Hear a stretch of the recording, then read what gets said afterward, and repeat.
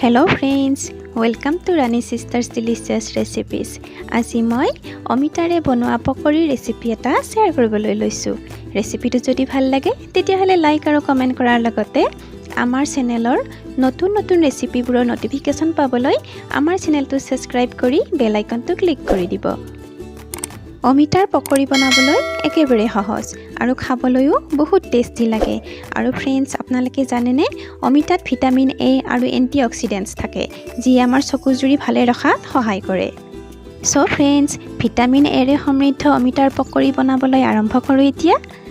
অমিতাৰ পকৰি বনাবলৈ মই এটা অমিতাৰ আধা ফাল লৈছো। এতিয়া অমিতাখিনি মই এনেকৈ চাকু এখনৰে 4 পিচ কৰি কাটি লম। এনেকৈ আপোনালোকে নিজৰ ইচ্ছা মতে কাটি ল'ব পাৰে। এনেকৈ কাটি এতিয়া মই বাকলিখিনি এৰুৱাই ল'ম আৰু ওপৰৰ অংশটো এনেকৈ চাকুৰে মই কাটি ল'ম।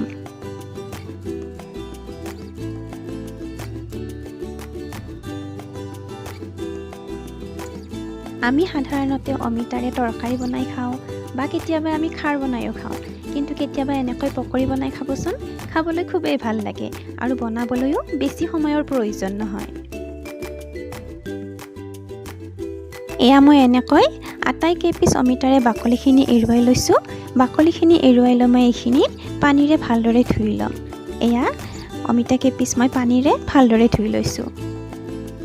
এতিয়া অমিতাখিনি মই চাটনি বনাবলৈ ব্যৱহাৰ কৰা এয়া গ্ৰেটাৰ এখনেৰে এনেকৈ অমিতাখিনি মই ৰুকি ল'ম।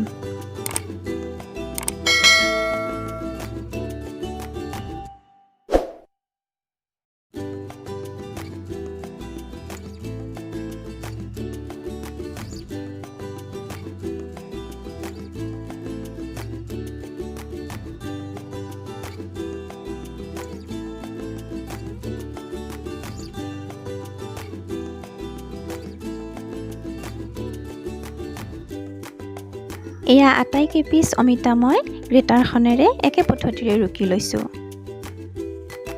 এয়া ৰুকি লোৱা অমিতাখিনি মই এখন ষ্টিলৰ কাঁহীত লৈ লৈছো। এতিয়া পকৰি বনাবলৈ ব্যৱহাৰ কৰা মছলাখিনি মই আপোনালোকক দেখুৱাই দিছো। এয়া মই এচামুচ নিমখ লৈছো, এচামুচ হালধি, এচামুচ আদা নহৰু পেষ্ট, এচামুচ ৰেড চিলি পাউডাৰ, এচামুচ জিৰা গুড়ি, এচামুচ গৰম মছলা পাউডাৰ আৰু এচামুচ মই ধনিয়া পাউডাৰ লৈছো। লগতে এয়া আধা বাটি মই চাউলৰ গুড়ি লৈছো আৰু এয়া এবাটিতকৈ অলপমান কম মই বেচনৰ গুড়ি লৈছো। এতিয়া আটাইখিনি উপকৰণ মই অমিতাখিনিৰ সৈতে এনেকৈ মিহলাই দিম। প্ৰথমতে আদা নহৰু পেষ্টখিনি দিলো, ৰেড চিলি পাউডাৰ, এয়া গৰম মছলা পাউডাৰ, জিৰা গুড়ি, ধনিয়া গুড়ি, এয়া আটাইখিনি মই দি লৈছো। লগতে এয়া হালধিখিনিও দিলো মই। দিয়া আটাইখিনি মই এনেকৈ এতিয়া হাতেৰে এইখিনি মিক্স কৰি ল'ম। এয়া নিমখখিনিও দিলো মই। এতিয়া আটাইখিনি উপকৰণ অমিতাখিনিৰ সৈতে এনেকৈ হাতেৰে মই ভালদৰে মিক্স কৰি দিছো। এতিয়া মই বেচনখিনি এনেকৈ অলপকৈ অমিতাখিনিৰ সৈতে এনেকৈ ভালদৰে মিক্স কৰি দিম। একেবাৰতে আটাইখিনি দিব নালাগে, এনেকৈ কমকৈ দুবাৰ তিনিবাৰকৈ দি এনেকৈ মিক্স কৰি ল'লেই হ'ল। এতিয়া মই চাউলৰ গুড়িখিনি দি দিলো। দি এইখিনিও মই হাতেৰে এনেকৈ ভালদৰে মিক্স কৰি ল'ম।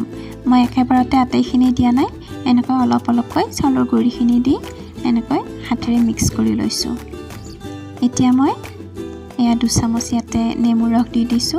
নেমুৰ ৰসটো অপচনেল, আপোনালোকে ইচ্ছা কৰিলে নেমুৰ ৰস নিদিয়াকৈও পকৰি বনাই খাব পাৰে। মিশ্ৰণখিনি অলপ বেছি ঢিলা হোৱাৰ দৰে হৈছে। বেছি ঢিলা হ'লে পকৰিকেইটা বনাবলৈ অসুবিধা হ'ব। সেইকাৰণে মই পুনৰ আৰু অলপ বেচন দি এনেকৈ ভালদৰে মিক্স কৰি লৈছো। মই প্ৰথমতে সম্পূৰ্ণকৈ এবাটি বেচন লোৱা নাছিলোঁ, মানে এইখিনি পকৰি বনাবলৈ সম্পূৰ্ণ এবাটি বেচনৰে প্ৰয়োজন হৈছে। মই পেন এখন এয়া গেছত গৰম হ'বলৈ দি থৈছিলোঁ। পেনখন গৰম হৈছে। এতিয়া মই ইয়াতে আধা কাপ সৰিয়হৰ তেল দি দিছো।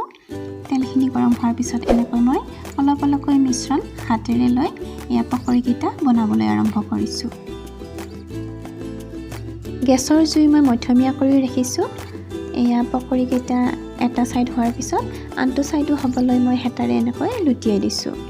পকৰিকেইটা যেতিয়ালৈকে অলপ গোল্ডেন ব্ৰাউন কালাৰৰ দৰে নহয় তেতিয়ালৈকে এনেকৈ হেতাৰে লুটিয়াই লুটিয়াই ভাজি থাকিব লাগিব। এয়া দেখিছে নহয়, পকৰীকেইটা খুব ধুনীয়াকৈ গোল্ডেন ব্ৰাউন কালাৰ হৈছে।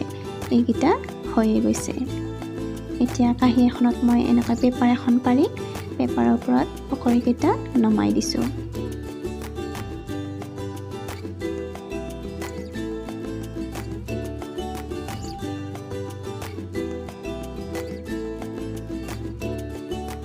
পুনৰ একে পদ্ধতিৰে মই বাকী থকা পকৰীকেইটাও ভাজি লৈছোঁ। এয়া এনেকৈ অলপ অলপকৈ মিশ্ৰণ দি পকৰীকেইটা ভাজি ল'লেই হ'ল।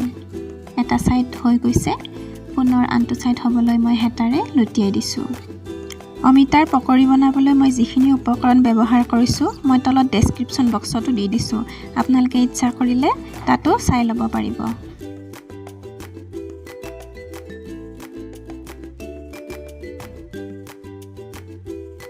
এয়া দেখিছে নহয়, পকৰীকেইটা খুব ধুনীয়াকৈ ৰঙচুৱা হৈ গৈছে। এইকেইটাও হৈ গৈছে। গতিকে পুনৰ মই আগৰ কাঁহীখনতে পকৰীকেইটা এতিয়া নমাই দিম। বনাবলৈ একেবাৰে সহজ। আপোনালোকে চেষ্টা কৰিলে ভিডিঅ'টো ভালদৰে চাই আপোনালোকৰ ঘৰতে বনাব পাৰিব। সো ফ্ৰেণ্ডছ, এয়া ক্ৰিস্পি আৰু টেষ্টি পকৰী ৰেডি হৈ গ'ল। অমিতাৰে বনোৱা পকৰী খাবলৈ খুবেই ভাল লাগে। আশা কৰিছোঁ আপোনালোকেও ঘৰত বনাবলৈ চেষ্টা কৰিব। আৰু যদি মোৰ ৰেচিপিটো চাই ভাল পালে তেতিয়াহ'লে লাইক, কমেণ্ট আৰু শ্বেয়াৰ কৰিবলৈ নাপাহৰিব। লগতে আমাৰ চেনেলৰ নতুন নতুন ৰেচিপিবোৰৰ নটিফিকেশ্যন পাবলৈ চেনেলটো ছাবস্ক্ৰাইব কৰি বেল আইকনটো ক্লিক কৰি দিব। ধন্যবাদ।